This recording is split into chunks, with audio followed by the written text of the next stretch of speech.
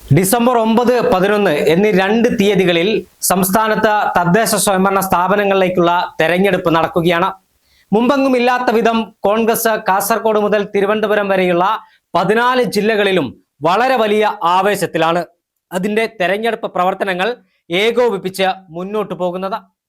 കേരളത്തിലെ ഇത്തവണ കോൺഗ്രസിന്റെ ലക്ഷ്യം 60% വരുന്ന തദ്ദേശ സ്വയംഭരണ സ്ഥാപനങ്ങളിൽ വിജയം പിടിച്ചെടുക്കുക എന്നതാണ്.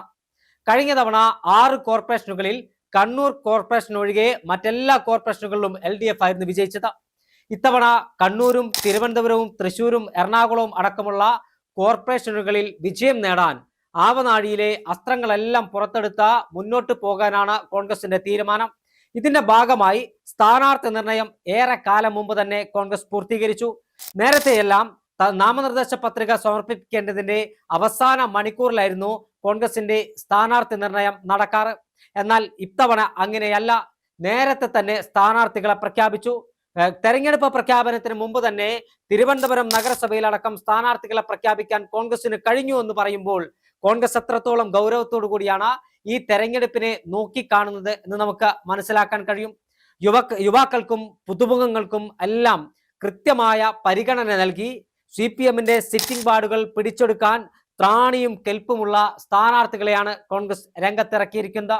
KSUവിനും യൂത്ത് കോൺഗ്രസിനും മഹിളാ കോൺഗ്രസിനുമെല്ലാം അർഹമായ പ്രാതിനിധ്യം ഉറപ്പുവരുത്തി എല്ലാവരെയും ഉൾക്കൊള്ളുന്ന തരത്തിൽ സ്ഥാനാർത്ഥി പട്ടിക പ്രസിദ്ധീകരിച്ച ആദ്യഘട്ട പ്രചരണം പലയിടങ്ങളിലും കോൺഗ്രസ് തുടങ്ങിക്കഴിഞ്ഞു. കോൺഗ്രസിന്റെ ലക്ഷ്യം വലുതാണ്. അധികാരത്തിൽ നിന്ന് ഇടതുമുന്നണിയെ ചവിട്ടി പുറത്താക്കുക, BJPയെയും NDAയും അധികാരത്തിൽ നിന്ന് മാറ്റി നിർത്തുക. ഈ വലിയ ലക്ഷ്യം മുൻനിർത്തിയാണ് ഇത്തവണ കോൺഗ്രസ് തദ്ദേശ സ്വയംഭരണ സ്ഥാപനങ്ങളിലേക്കുള്ള തെരഞ്ഞെടുപ്പിൽ പോരിനിറങ്ങുന്നത്.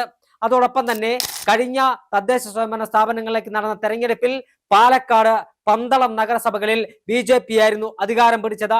ഈ 2 നഗരസഭകളിൽ നിന്നും BJP ഭരണത്തെ തൂത്തെറിയുക എന്ന ഉത്തരവാദിത്വം കൂടി കോൺഗ്രസിനുണ്ട്. അതിനുവേണ്ടിയുള്ള പ്രവർത്തനങ്ങളുമായാണ് കോൺഗ്രസ് മുന്നോട്ട് പോകുന്നത്.